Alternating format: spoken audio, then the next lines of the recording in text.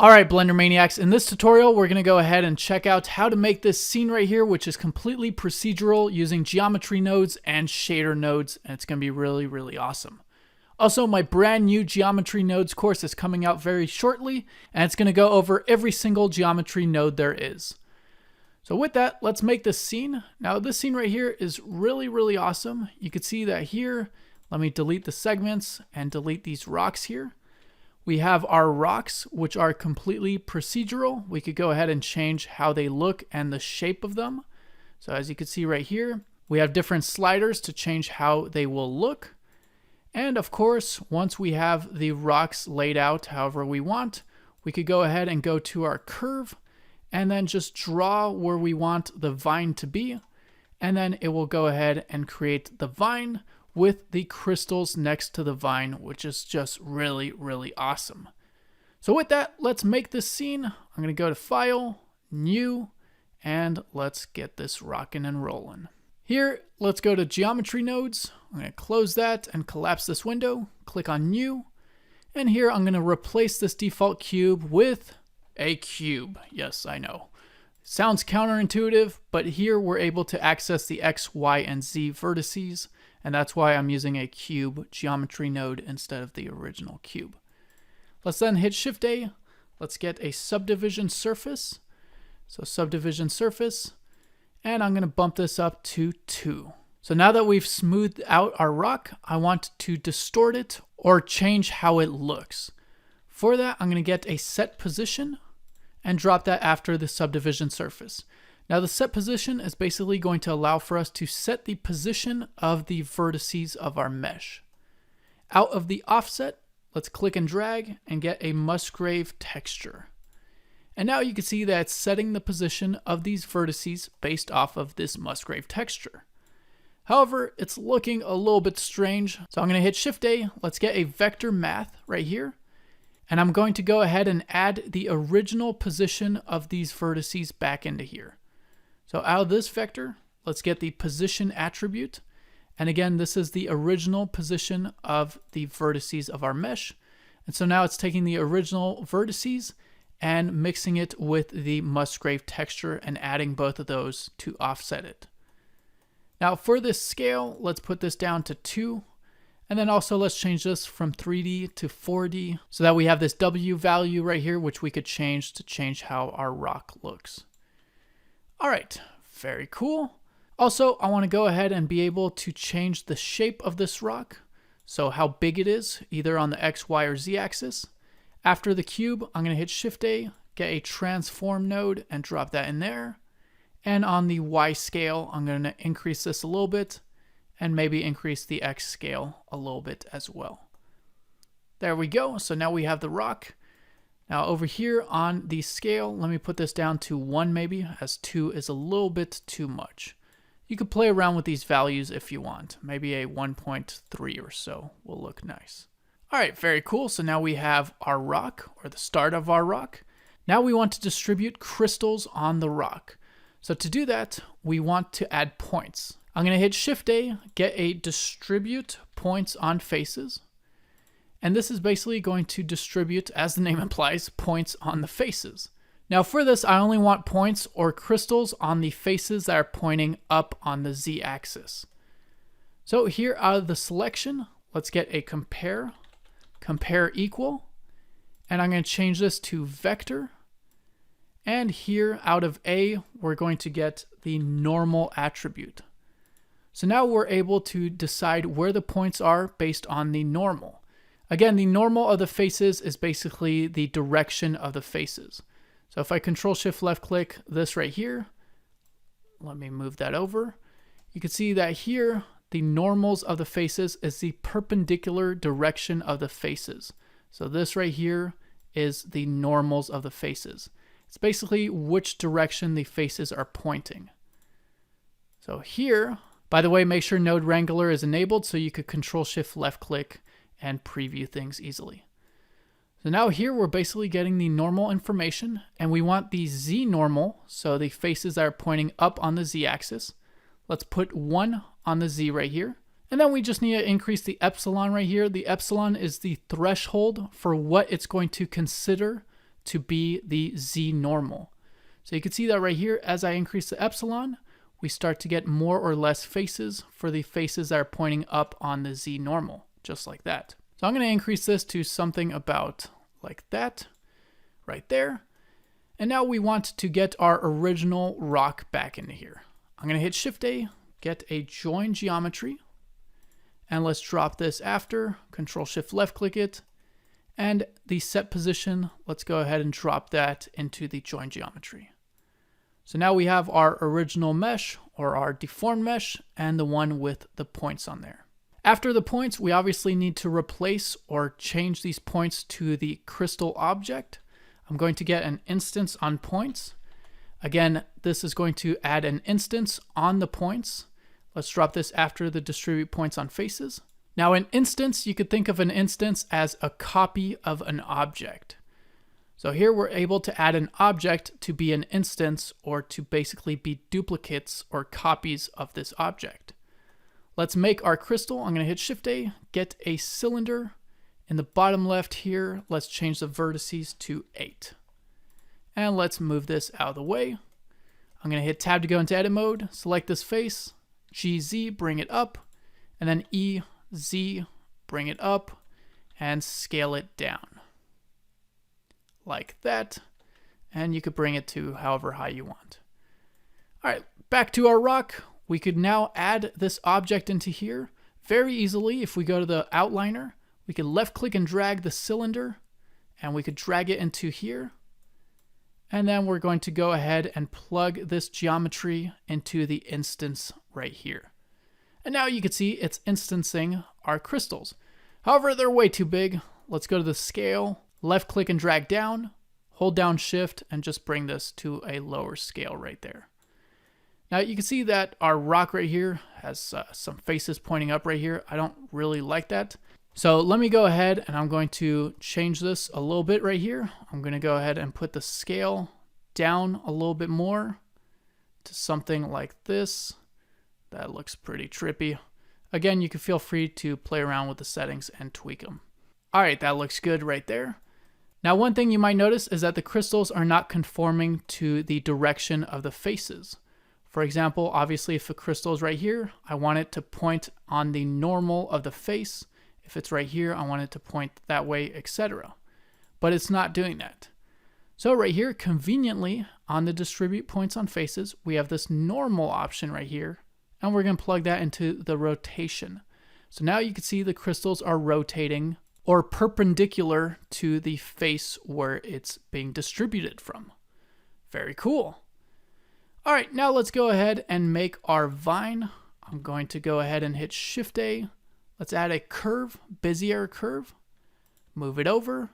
Let's click on New. Here we're going to add a curve to mesh. So curve to mesh, drop it in here. We need to get a profile for this curve. So let's get a curve circle as the profile. And there we go. Let's also redraw this curve. So in edit mode, delete the segments, and then go to the draw option right here for drawing the curve. Again, T key to open that panel, and let's left click and draw a new curve. Now here we want to set the radius for it so that it goes from bigger to smaller. So we have a node just for that. Go ahead and get a set curve radius right here. And now we're able to set the radius of this curve. However, right now you can see that with this option, it just sets the radius for the whole curve. But we want, once again, for it to go from a bigger value to a smaller value.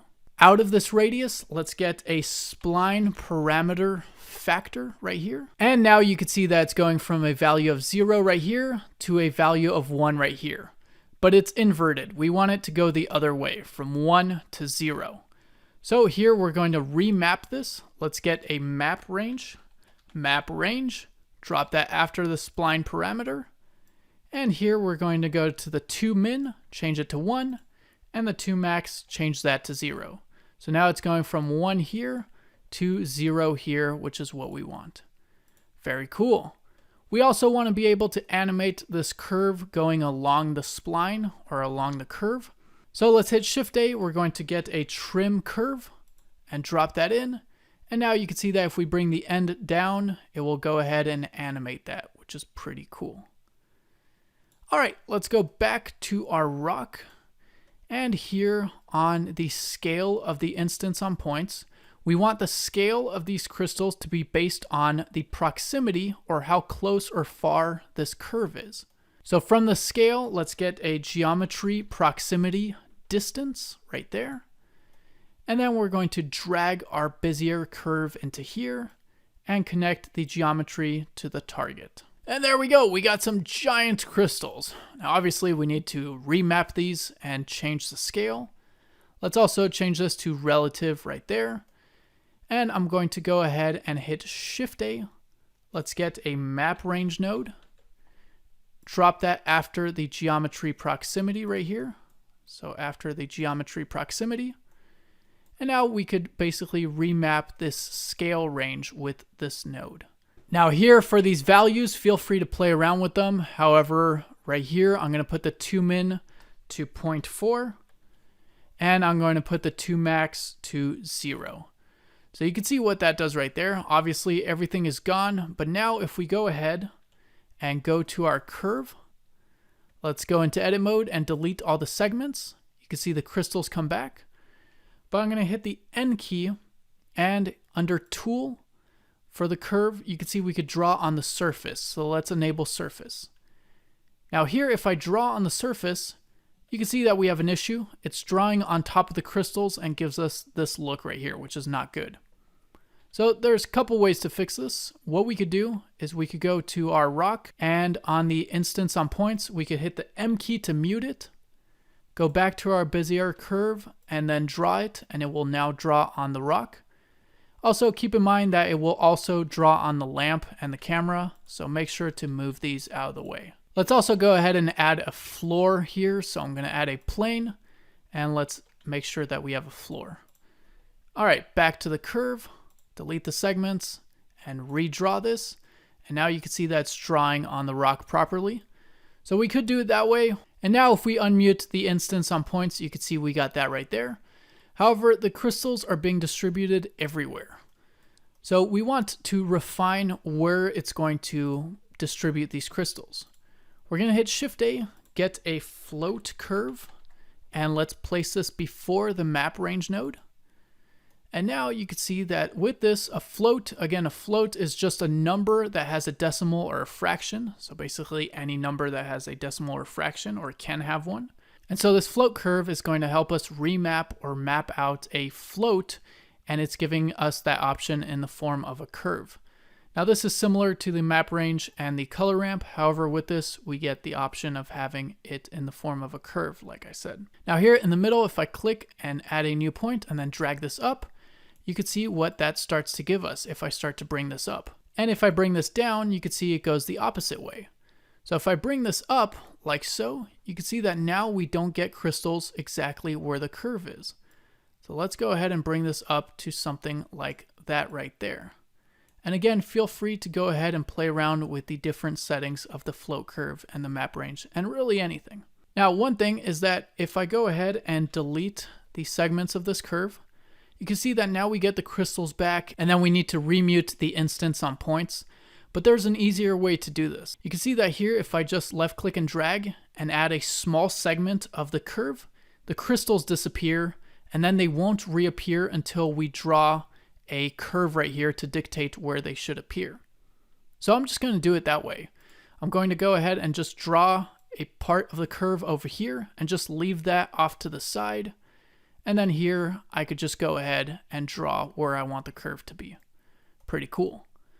Also, another thing, if you want the curve to be conforming more to the geometry, right here, this tolerance, you could put it down and it will add more segments and conform more to whatever you're drawing on. Or if you put it up, it will conform less to it and have less segments. Now right here, it's working fine, so I'm going to leave the tolerance to 8. But check that out. How awesome is that? Pretty cool. Let's go back to our rock right here, and let's give it the option to be able to change those values to randomize our rocks. I'm going to go ahead and over here, I'm going to put the vertices, so the X, Y, and Z vertices into the same socket there. And now you can see that if I change this over here in the modifiers, we have this on the front end, and I could change the amount of vertices.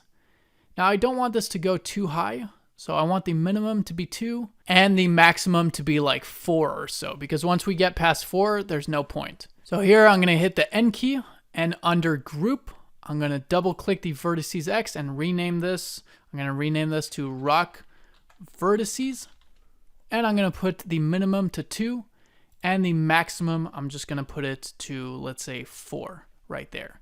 So now we could change it from 4 to 2. I also want to go ahead and on this Musgrave texture, I want to put the W factor into here. I'm going to rename this to rock randomizer 1. And now we could change this value to randomize how the rock looks. And I also want to put the scale into here as well. I'll rename this to rock randomizer 2. And for this, I want the minimum to be 0.1 and the maximum to just be 3 right there for the second one for the scale. So we got that right there. And lastly, I want to add the scale into here as well so that we could change the scale of the rock, as you can see right there. All right, very, very awesome. Let's go ahead and add in a couple of rocks here. So I'm going to select this one, Shift-D, duplicate it. This one, I'll just give it a random scale and look to it. So I'm going to go ahead and put the scale down a little bit like that. Maybe a scale of 3 is too much, but you know, you could change it to whatever you want. Change it like so. And then I'm going to select the curve, delete those segments, and then redraw it on here. And there we go. Check that out. How awesome does that look? Pretty cool. By the way, on the curve, you can select it and move it manually if you want, as you can see right there, which is pretty sweet. Very satisfying to see, as you can see there. All right, let's go ahead and continue with this. For the rock as well, we need to go over here and hit Shift-A. Let's add a set shade smooth, and we're going to add it right here to the one that's going into this join geometry right there. Now let's create all the materials. Let's first go to the crystal, go to rendered viewport shading mode. Let's go to the light, change it to a sun lamp with a value of 4. And on this crystal, let's add a new material, name it crystal, obviously. Let's then go to the shader editor over here, and here on the principled BSDF, I'm going to put the transmission to 1. Now, if you're using Eevee, we also need to go down here and enable screen space refraction right there. And in the render properties, we need to go and enable screen space reflections and refraction. And look at that, we now have a transparent crystal. A couple things we want to do. Let's put the roughness down a bit to something like that. Also, we want to add a solidify modifier to it so that it has thickness to it, and then that will add the refraction. Because right now with it not having any depth, there's not really any refraction. Also, in Eevee, there is another option or way to do this. You could see in the material, we have refraction depth right here. And we could increase this to give it a refraction depth, as you can see right there. However, I'm not going to do it this way. I'm going to hit Control-Z, leave it to 0, because I want to be able to change this to cycles. So instead, I'm going to add a modifier, solidify, and then go ahead and bring the thickness up, and this will add some refraction depth to it. So right there, you could also go into wireframe, see how much thickness you have added. All right, now on the crystal, I want to go ahead and out of the normal, let's get a bump node. And then out of the height, we're going to get a noise texture. And then we're going to Control T. Again, make sure you have Node Wrangler enabled. That's an add-on. And plug the object into the vector. We're going to change the scale to like 2 right there. And the distance to 0.05. And maybe the scale, I'll put it down to like a 0.5 or so. I'm also going to bump the detail to 15. So now we have that right there, which looks nice. However, I want to make it so that around the borders of the crystal, it's a slightly different color. For that, we're going to get a Fresnel node. Now, Fresnel, or Fresnel, no, I'm just kidding. The Fresnel node basically dictates how reflections are going to act, meaning that the reflection will be more reflective depending on the viewing angle that we're viewing our object from. So for example, if we look at our object right here, straight on, the reflection won't be as much. However, when you see it at a grazing angle, so these angles right here where it's grazing the edges, the reflection will be more. So again, when you're looking at an object directly on, it won't have as much reflection, but at the angles of the object where it kind of contours and turns around, the reflection will be more. But for this Fresnel, we're going to use it instead of for the reflection, we're going to use it to add another slightly different color of the crystal around the edges. You can see if I Control-Shift left-click the Fresnel node, you can see what it's doing right there, where when we look at it directly face on, it's a darker color than on the edges. And you can see that better if we add a color ramp. Let's drop this after the Fresnel. By the way, if you're interested in shader nodes, check out my course that goes over every single shader node and every single compositing node. The link will be in the description. But right here, you can see that if I go ahead and bring this black slider up and bring this white slider down, you can see that now around the edges of the crystal, we get this white highlight. And if we face it directly, it is black. And you can see that right here. So now we're going to use this as a mask. I'm going to hit Shift-A, get a mix shader, and let's drop this right here. Once again, we're going to use this as a mask, so put it in the factor.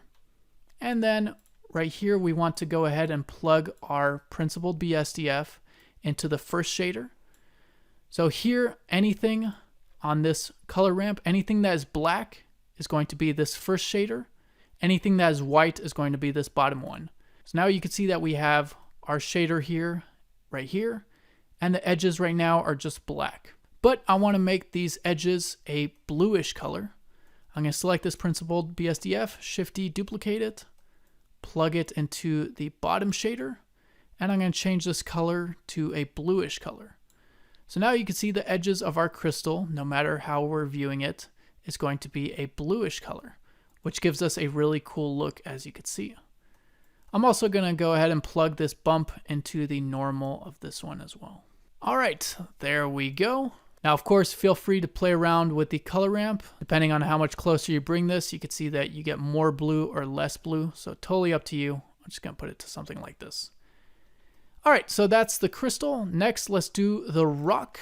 For the rock, let's go to the materials. Add a material if you don't have one. Right here, I'm going to name this rock. And for this, let's add a noise texture as well. As you can see, the noise texture is very useful. Control-T, mapping texture coordinate, change it to object, and plug the factor into the base color. Now right here, it's not showing up because with geometry nodes, to add a material, you want to go to the geometry nodes. And here we need to hit Shift-A, add a set material. Let's drop this after the set shade smooth and go ahead and select the rock material. Back to the shader editor. Over here, I'm going to go ahead. Let's change this. So right now, I want to add a color ramp to contrast this a bit. And we're going to bring the black slider up. And let's make this white one a more grayish color. Something like that. Next, right here, this noise texture, I don't really like how it is. I want to distort the vectors for this noise texture. To do that, we're going to select this noise texture, Shift-D to duplicate it, and let's just drop it over here. We're going to plug this vector into the noise texture. We're going to hit Shift-A, get a mix node, and let's change this from float to color. And then we're going to go ahead and plug the color of this noise into B, and we're going to plug our original vector right here into A. So basically, now what it's going to do, let me go ahead and arrange this a little bit. What it's going to do is once we plug this mix into this vector, it's taking our original vector right here into A, And then it's taking our vector and distorting it with this noise texture into B. So you can see that here with the factor set to 0, it's going to be our original vector. And as we bring it up to 1, it's going to distort the vectors with this noise texture. Pretty cool. Let's also change this from mixed to linear light so that the texture doesn't displace on the rock. I'm going to go ahead and put this to like a 0.5 or so. Also, the scale on this noise, let's put it down. I'm going to put it down to like 3. And the detail, let's put that to 15. The detail on this noise as well, let's put that to 15.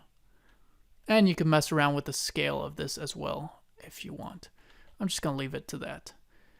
All right, let's put the roughness to 1. As always, the magic comes in the bump.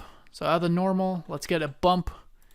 And let's plug our color ramp right here, the color into the height. And there we go. Let's put the distance to 0.1, tone it down a little bit, like so. And that looks very, very nice. All right, lastly, our vine. Let's go to our vine, add a new material, name it vine. Go to the geometry nodes. We need to add a set material. Once again, Shift A, set material, drop it after the curve to mesh, select vine, and go to the shader editor over here. For this, you guessed it, a noise texture. Yes, noise texture, Control T, change it to object, and we're going to plug the factor into the base color. Obviously, we don't want it that color, so let's add a color ramp, or maybe you do, totally up to you. I'm going to change this to a green color. This green color is going to be a lighter green color, so something like that. Control C to copy, go to this one, Control V, paste it, and then I'm going to scroll my mouse wheel down to make it darker. I'm also going to bring it down a little bit, and then I'm going to change the scale to like 2. And as always, a bump. So out of the normal, get a bump. We're going to go ahead and plug the factor into the height right here. And then the distance, once again, way too much. I'm going to put it to 0.1 or so. Also, I want to make this a little bit shinier. I'm going to put the roughness down to like a 0.1, something like that right there. All right, that looks great. Now, of course, a big part of this is the lighting. So let's first select this plane. I'm going to select the back edge, EZ, bring this up, create a kind of backdrop, SY, scale this up, and then let's go change this from object to world. And here we are going to add a sky texture. So sky texture, plug the color into the color, and now we got a sky texture as you can see right there. Now with this, feel free to change the settings as you want, as with anything in this scene. But here I'm going to go ahead and put the sun elevation down. Now the lower the number is, the closer it will be to a sunrise. The higher the number, the closer it is to a sunset. So I'm going to put this to 2, which is close to a sunrise, as you can see right there. Also, I'm going to change the sun rotation, which is the rotation of the sun of where it is in the sky. I'm just going to put this to 180 right there. All right, and there we go. Also for the curve, if you want to fill the curve right there, you could go to the geometry nodes and enable fill caps right there, and that will fill the cap of the curve right there. One last thing, if we go to cycles right here, you could see that the crystals have a nasty shadow to them. To fix that, just select the crystal object, go to the object properties, under visibility, go ahead and uncheck shadow. And then on the rocks in the geometry nodes, go to the crystal object over here and enable as instance. And now you can see that they don't have that nasty shadow and they look nice. All right, very cool. Very last thing we're going to do, we're going to go ahead and render this out and do a little bit of compositing. Now you could render this out in cycles if you want. If you're rendering it out in cycles, over here on the time limit, go ahead and put 2M for 2 minutes if you want. I'm going to actually render this in Eevee. I kind of like how it looks in Eevee. I usually use cycles, but for this one, I like how it looks in Eevee. I'm going to hit 3 on the numpad to go into side view, and then Control Alt numpad 0 to position my camera here. Let me hit G middle mouse button, zoom it in, and just position your camera however you want. Something like that right there. You could also in the camera properties turn on the pass part out so that we could see just what's going to render. And then here I'm just going to click on render image. All right, that's looking pretty sweet. Let's do some compositing. I'm going to change this to the UV editor, change this one to the compositor. I'm going to click on use nodes, Control Shift left click to get the viewer. And then down here, I'm going to click on viewer node. Now you may need to Control Shift left click it again to update it like that. And then here, I'm just going to hit Shift A. Let's add a glare node first. So glare, drop that in there, Control Shift left click, get a little bit of glare going, which is going to look nice. Over here, we could go ahead and put the threshold down a little bit, 0.5. Again, the threshold is how bright the pixel has to be for it to have glare. Now that's way too low. I'm going to put it to 0.9. You can also change the fade. If you put it down, it will fade out the glare. If you put it up, there will be more glare. You can see here if I hit the M key before and after, it just looks nice. Shift A, let's add an RGB curves. Drop it here, Control Shift left click. I'm going to contrast it by creating a simple S curve right there. Very nice. And then let's add a brightness contrast. So brightness contrast. I'm going to put the contrast to like 2 right here. And there we go. You can now see if I select these before, if I mute it with the M key, and after. And that just looks really nice. All right, there we go. As always, make sure to share your work on BlenderMania3D.com, which is the official site for this community. Look out for the new Geometry Nodes course, which is going to come out this month. It's going to be awesome, going over every single geometry node there is. And if you're interested in learning about shader nodes, compositing nodes, and all that good stuff, check out my other courses. With that, share your work. I'll see you in the next one. Ciao for now. Au revoir.